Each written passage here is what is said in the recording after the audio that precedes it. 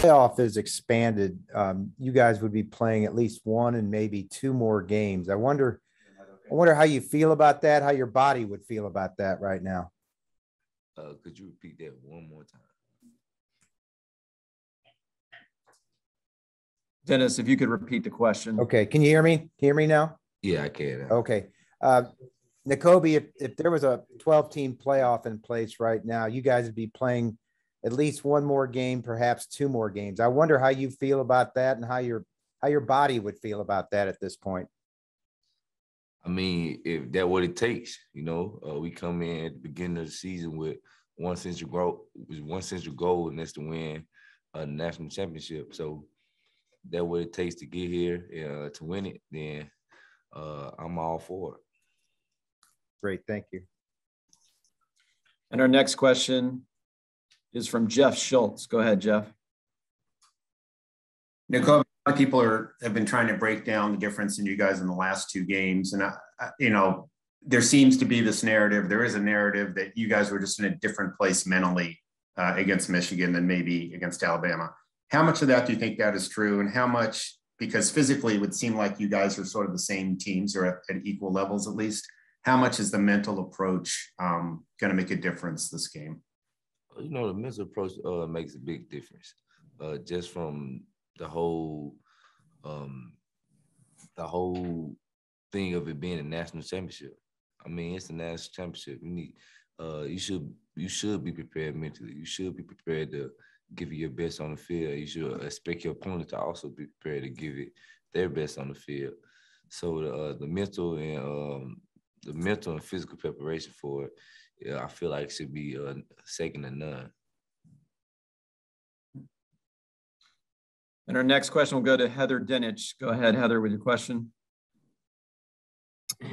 So for the first 12 games of the season, you guys were phenomenal defensively, statistically, and then obviously it came unraveled against Alabama. How much do you guys have to prove to cement your place in history as one of the best defensive teams at Georgia against Alabama in the second shot against them?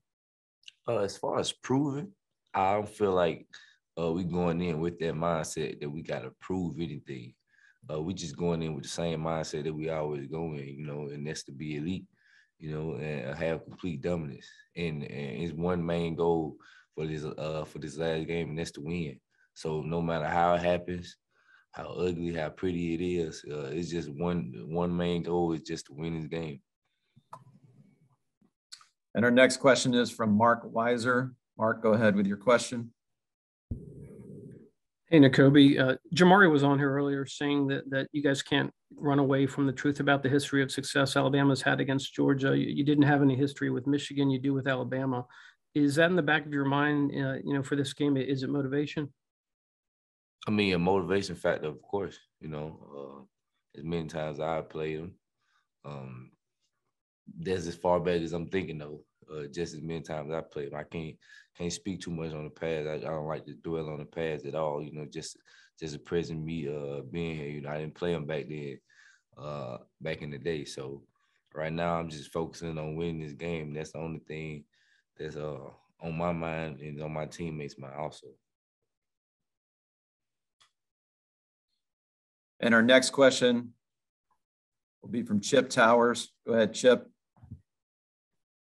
Yeah, kind of on that note, Nicole, you talk about how many times you guys have played Alabama. I mean, it's his third really significant game against these guys in the last 2 years. Would you call Alabama like, Georgia's biggest rival? Is it like the biggest rival for you? I mean, it's a rivalry, of course, because, everybody hypes it up. Our coach, once coaching underneath the other coach. So, yeah, everybody hypes it up. Of course, it's a big rivalry, and it's an SEC game. But as far as this game, it's the national championship. It's a national championship that I feel like everybody should be prepared to play at their best level, at their highest clip. And like I said before, the only thing that we focus on is winning. No matter how we get it done, we just got to get it done.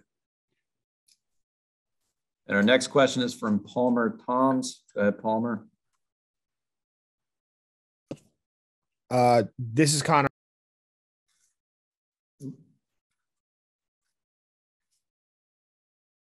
Oh, you cut out. Yeah, sorry about that. Why do you think the first time you guys played, Bryce Young had so much success against your defense?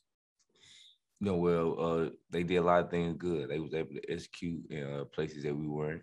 He was able to extend plays. We had 0 sacks that game, which was very uncharacteristic of us. So they was able to execute at a high level than we were that day. And our next question is from Georgia Chambers. Go ahead, Georgia. Hey, Nakobe. When Coach Smart refused the Gatorade bath, what tone did this set for the team in practice and preparation going into this week, this rematch against Alabama?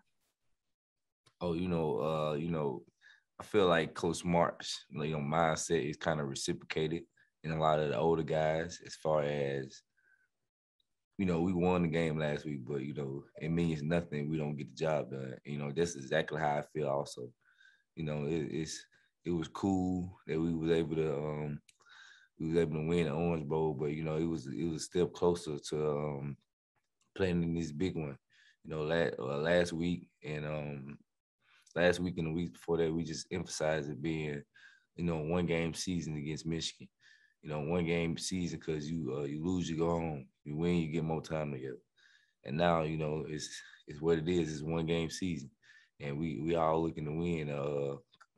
Basically, it comes to our goals that we set back in January. So.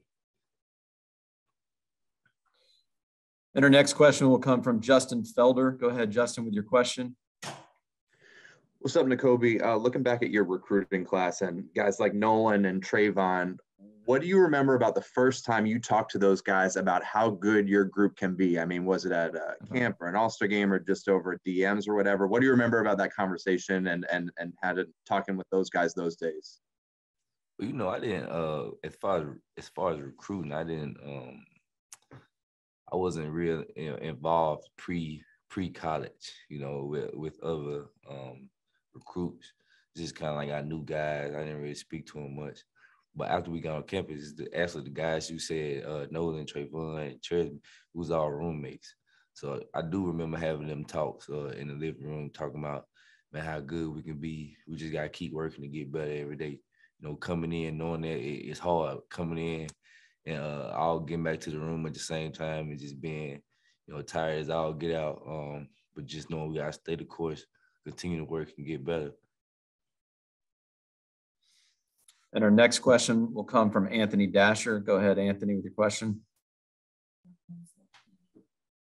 Yeah, Nakobe, what lesson did you take away from the first meeting with Alabama that would be most applicable to the game on Monday night? Everything, basically.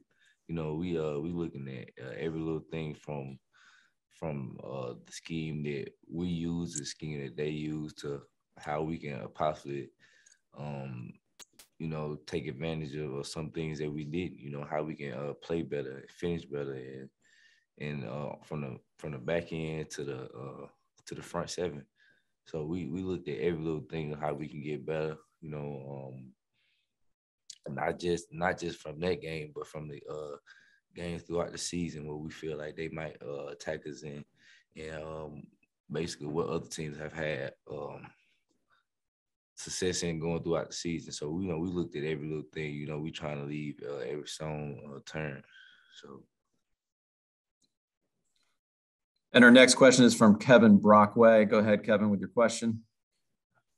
Yeah, I didn't know if you had a Kirby Smart story, what he's like as a motivator, and how he's kind of mentored you all these years as a coach. He can get you going. If you ask me, a lot of guys at this point, a lot of guys, if you just kind of seen them, you wasn't around them all the time in practice, you'll think that when he's coaching and he get all riled up, you'll think he's kind of like he kind of tripping a little bit. But he coming from I feel like every time I don't feel like he's bad at all. I feel like he coming from a great place. He wants you to be great, and he want to be great, and the only thing he care about is winning. And I feel like that's the same for me, if we can, the only thing he care about is winning this game. So whatever we got to do to win this game, coach, I'm gonna do it for you. And that's kind of how it's kind of been the mindset, you know, just trusting the coach, just trusting the game plan, and just going out there and playing like we know how we can play and just be elite. And our next question is from Mike Griffith. Go ahead, Mike. Hey, Nakobe, for all the film study that you guys have done, how much is there to be said for actually playing against Bryce Young in terms of his quickness, agility? Is it kind of a deal where now once you've seen it, you have a better idea of how quick and elusive he is? And is he the most elusive guy in the pocket you faced, would you say, at quarterback? I mean, yeah, we can face some pretty elusive guys. I feel like he's one of the best ones as far as sitting in that pocket and staying calm. I feel like he does that, you know, better than anybody. His ability to just sit there and be calm and, you know, being able to extend plays and make plays. Just, you know, his ability to do that also just makes it look just tougher for the front seven to get their rest. So we kind of been working on that and basically trying to make it a different outcome than last time, but we had no sacks. You know, very uncharacteristic for us. And our next question will be from Alan Cole. Alan, go ahead with your question. Hey, Nakobe, you mentioned preparation earlier in this, and I was wondering, how is preparing for a team you've already seen this year different than maybe a normal week of game prep, like in the regular season for a team you know you're only going to see once? Is there anything different that goes into a rematch?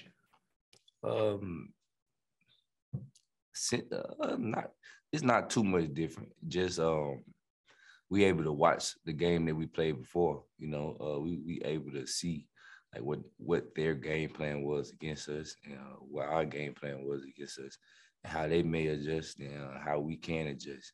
So that's probably the only biggest thing. You know, the work is there. You know, that's the only thing we've been focusing on: working, getting better.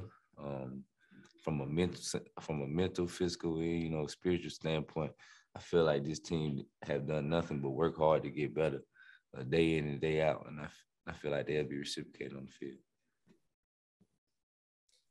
We've got time for two more questions for Nakobe. Our next question will be from Zach Klein. Go ahead, Zach, with your question. Hey, Nakobe, with the senior class, what's the DNA of them? What do they mean to you? And knowing that if they win this game, not only do they walk out as champions, but as the most decorated senior class in the history of Georgia football in terms of victories. Yeah, they mean a lot to me. You know, those guys, the hard work they put in, you know, everything from the leadership ability. Yeah, they've been here as long as I've been here, longer, of course. But you know, they just exemplify Georgia football and everything it stands on. You know, so to be able to finish this one out with this group of guys, you know, I wouldn't want it to be with any other group. So, you know, I love them boys, and that's who we'll be playing for. Well, we'll be playing for our brothers alongside everybody. So, but the seniors definitely. And our last question will come from Joe Will. Go ahead, Joe, with your question. Nakobe, how do you balance being a 4.0 student and an All-American player at the same time?